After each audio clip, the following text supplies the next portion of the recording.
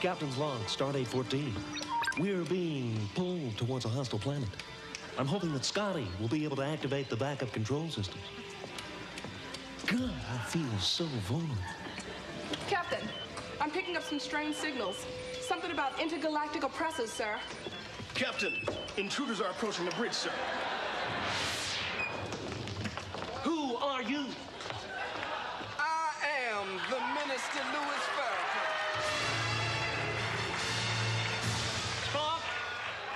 Spock, who is he? A former Calypso singer, Captain, who later became leader of a 20th century African-American religious sect known as the Nation of Islam. You like to buy some incense? Bean pie, my brother? No, thank you. What do you want? I've come to warn your crew. Warn your crew. Of their enslavement. Enslavement? Aboard this vessel. That's poppycock. These people are perfectly free to do anything they like.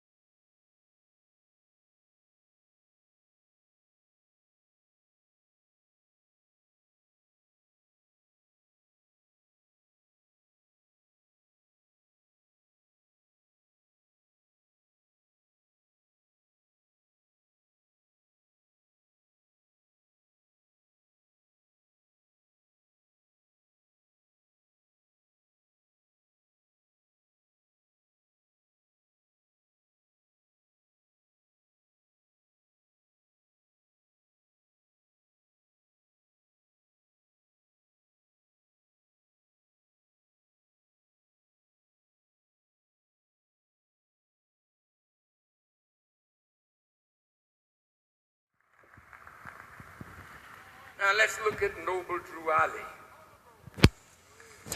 Here's a man that died a young man.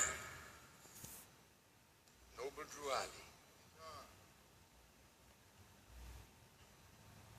He lived from 1886 to 1929. I salute my brother. He's the first man to bring Islam to us in the way he tried to bring it, and I thank him, thank Allah for him.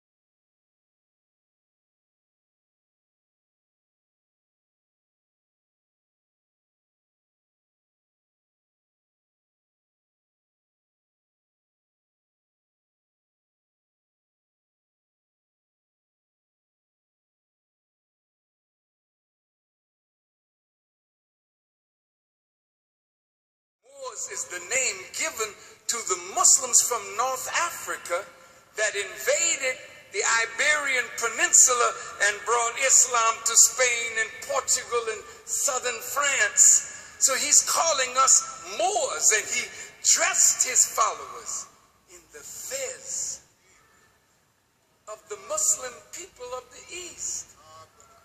Look at what he said.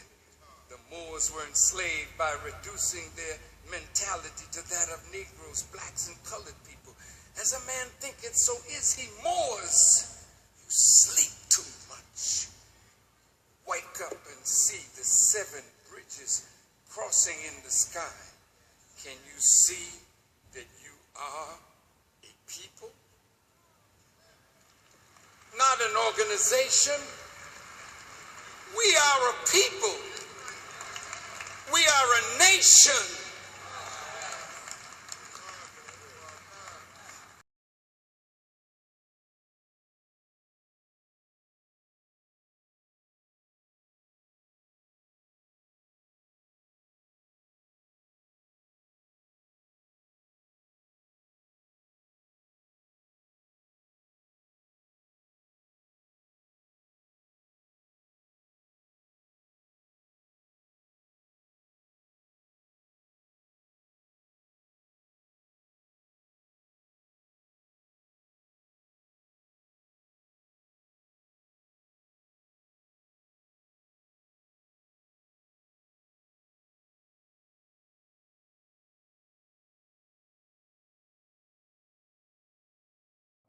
drawn into a circle of light. And this is to teach us a lesson. Ignorance is darkness. Light is all around us. If God hated darkness and loved the light, that he vanished darkness, and darkness is forever a vanishing thing in his universe. Think over that. Darkness is not real. It is only the absence of light. And when the light comes, where does the darkness go? It goes because it does not have a base for its existence. So it is with ignorance. Ignorance has no base for existence. And as long as a people are walking in ignorance, they are walking in darkness.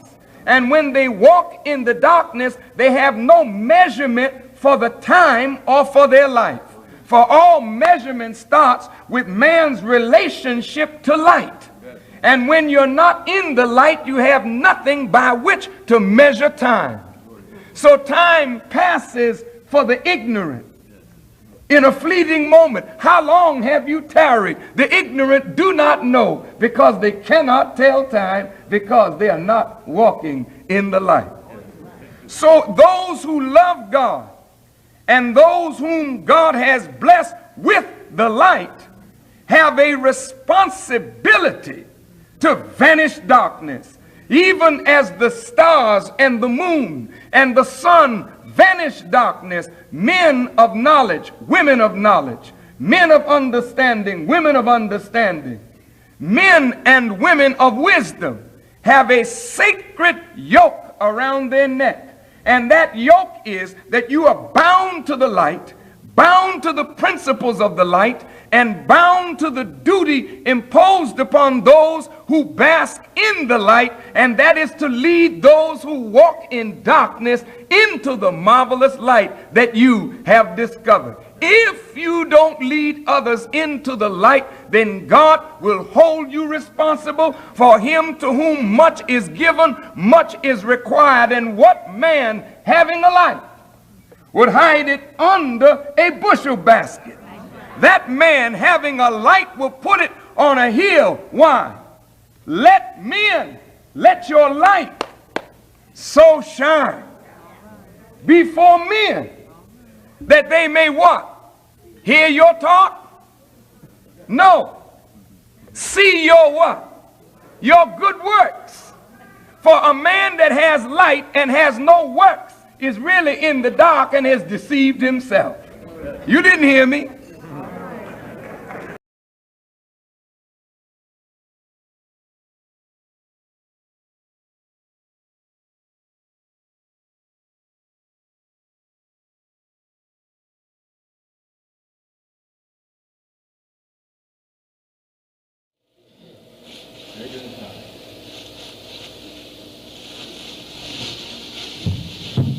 And then we'll talk a little bit about it.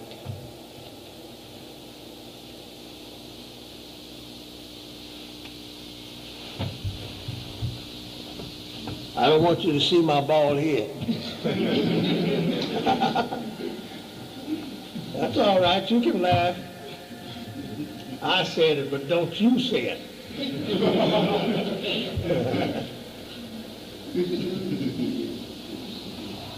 Of course, I got a little bit of hair.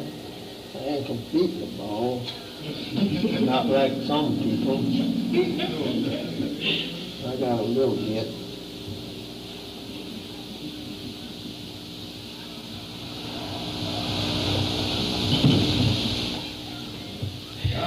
No.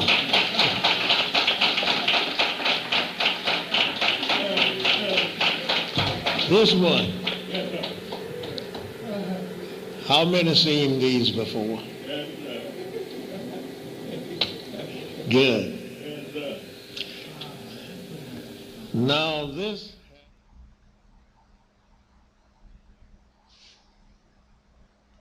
Let's continue. That was the first time that I seen him with the hat on, like this. Now, there was people before he came that belonged to the Moorish Americans by WWlll. They didn't have this on it, the moon and the star. It was blank. It was blank. But the hat was red. They wear black ones and red ones. And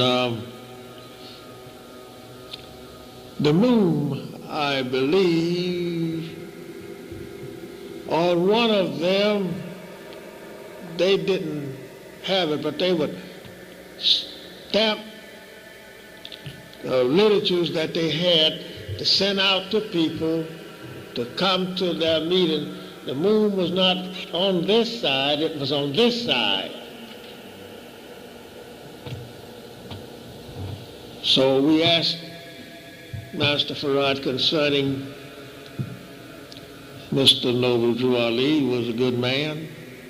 Yes, sir. I call all of them good that try to tell our people something for self. That's right. All of them good. So this hat here is the one that we wore at the first beginning of Muslims in the city of Detroit when Master Farad Muhammad was here, and his representative at that time, and one of the times, the first one that I seen was named Abdul Muhammad.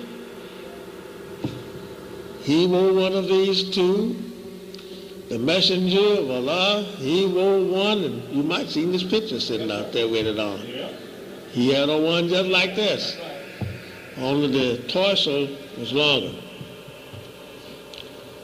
I'm going to give you some hints.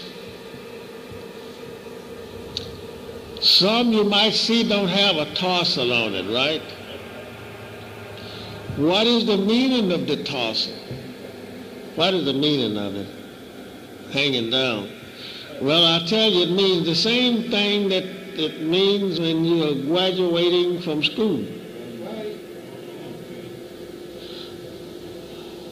That means knowledge. This here means knowledge. Same as school, when you graduate from school. I don't know if the devil ever told a lot of our people, so many black people now is graduating, they don't tell them everything, you know, they just let them get on out of here. Yeah, you all right, here's your diploma. And then when you come out, say, what nationality are you? Oh, I'm a nigger, I'm a Negro. I'm Afro-American. You still dumb as hell. Excuse the expression. But that's true, you know. But you got the tarsal on. And don't know your name. What's your name?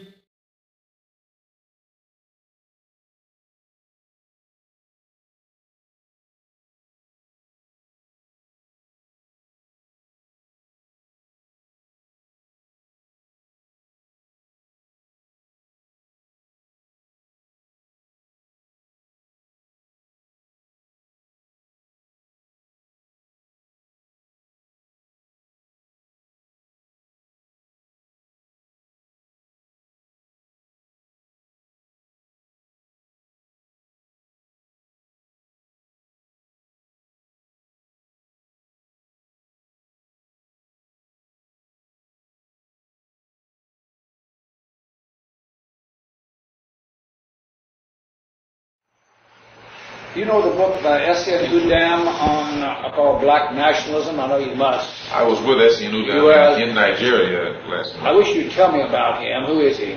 Well, he's a Nigerian. At present, he's a professor at Ibadan University. I didn't know where he was now. I knew he was a scholar. Yes. Do you agree with his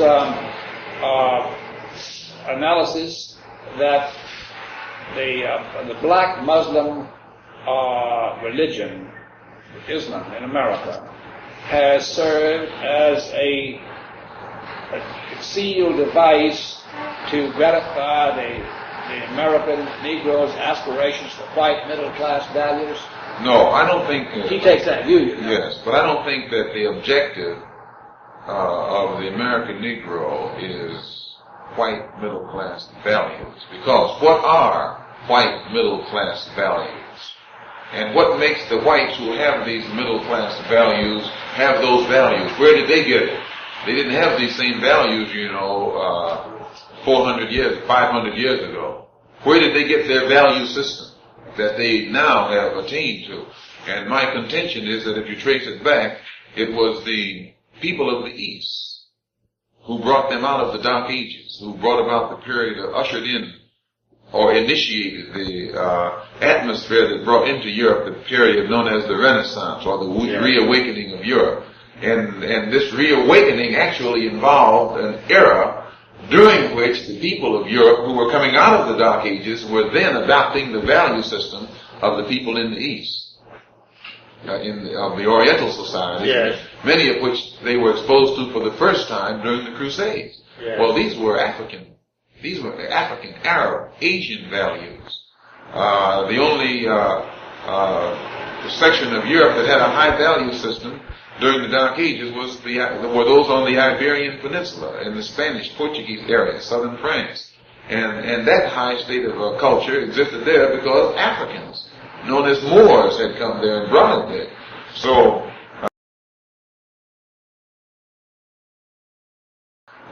the only section of Europe that had a high value system during the Dark Ages were those on the Iberian Peninsula in the Spanish, Portuguese area, southern France. And that high state of culture existed there because Africans, known as Moors, had come there and brought it there. So